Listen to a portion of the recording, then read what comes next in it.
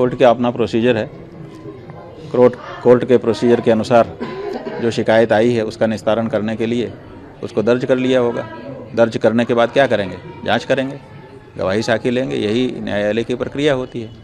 तो जो बनावटी चीज़ उनके सामने लाई गई है, हम लोगों ने उसकी बनावटी होने के बारे में कोर्ट को बता दिया है। जो पॉक्सो एक्ट की धारा 22 है उसमें ये प्रावधान है कि अगर कोई बनावटी केस लेकर के आता है तो आप जा सकते हो कोर्ट में। तो हम लोग जा कर के वहाँ बता चुके हैं। अब जब उसको दर्ज करेंगे तभी तो जांच होगी, तभी तो गवाही साखी होगी। बिना दर्ज किए तो ये सब हो नहीं सकता है। तो उन्होंने दर्ज कर लिया है, जो प्रोसीजर है उसको पूरा करेंगे। उस प्रोसीजर के अंदर ही साफ हो जाएगा कि ये कहानी सही है कि झूठी है।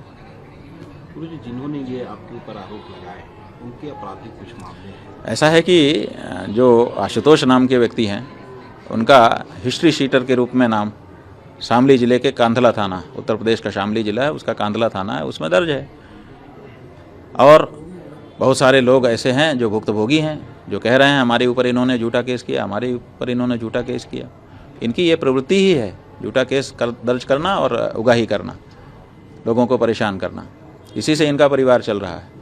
ऐसे लोगों को रामभद्राचार्य, जो अपने आप को जगत गुरु कहते हैं, वो चेला बनाते हैं और चेला बना करके शंकराचार्य, जो सनातन धर्म का सर्वोच्च गुरु है, उसके ऊपर आरोप लगवाते हैं।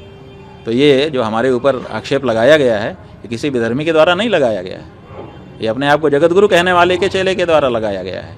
इसका मतलब क्या है? इसका मतलब है कि हिंदू सनातन धर्म को अब विधर्मियों से इस समय खतरा नहीं है। अंदर के ही लोग हैं जो हिंदू धर्म को समाप्त करना चाहते हैं, शंकराचार्य संस्था को नष्ट करना चाहते हैं। इसलिए जनता को अब इनसे सावधान रहने की ज़रूरत है। माघ मेले के बाद ही गुरुजी लगातार आपके ऊपर इस तरह भाई लगातार हम अपनी आवाज़ बढ़ा रहे हैं और वो लोग डिग्री बढ़ा रहे हैं, यही हो रहा है। जितनी तेजी से गुरुजी जो प्रश्न हम उठा रहे हैं, देखिए आप शुरू से अगर नज़र रखे होंगे तो आपको पता होगा कि जो प्रश्न हमने गौ माता की रक्षा के संदर्भ में उठाए उसका किसी का जवाब तो किसी ने नहीं दिया। केवल हमारे ऊपर डिग्री बढ़ाते चले जा रहे हैं, दबाते चले जा रहे हैं। ये हो रहा है। ये क्या तरीका है? अरे हम शंकराचार्य हैं कि नहीं हैं, ये प्रश्न ही क्या था? अगर हम शंकराचार्य नहीं भी हैं, सन्यासी हैं, सन्यासी भी नहीं हैं, भारत के नागरिक तो हैं, क्या भारत के नागरिक को, एक हिंदू को गौ माता की रक्षा की आवाज़ नहीं उठाना चाहिए? तो हम उठा रहे हैं। आप उस पर जवाब दीजिए ना। उस पर तो कोई जवाब नहीं है। तुम ये नहीं हो, तुम वो नहीं हो, तुम्हारा ऐसा है, तुम्हारा वैसा है, तुम्हारे ऊपर हम ये आक्षेप लगा दे रहे हैं। अरे आक्षेप लगा दो।